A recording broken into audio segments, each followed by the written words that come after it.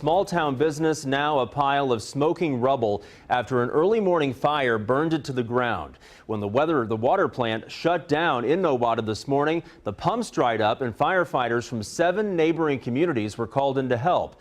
Allie Davis with the Nowata County Emergency Management Service took some pictures as the ranch supply store burned. It took 2.5 hours to get it under control. In this picture, you can see the wall on one side of the building collapsing, creating a dangerous situation. There was concern that chemicals inside could pose another danger. G News reporter Patricia Santos is live in Nowata this morning, where people are talking about what ranch supply meant to that town. Patricia? Well, Nowata is a tight-knit community about an hour north of Tulsa, and the word used to describe this morning is disbelief. Disbelief by residents to see their local feed store burned to the ground and still smoldering. It was a pretty tall building, big tall building. 2-story.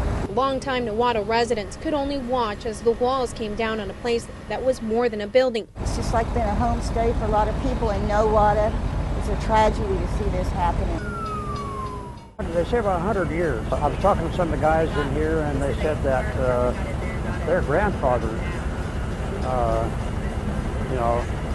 bought his feet from that store. Decades of memories turned to ashes in a matter of hours, and now concern for the future of the town. It's kind of a tragic thing because, this is kind of a dying town. So, just one less business. But even more when they think of those affected so close to Christmas. There's about over 5 guys that work there, and they're going to be out of a job. That's the sad part of this. It's devastating to see this happen because... Yeah, right here in your hometown. Yeah. You grew up here.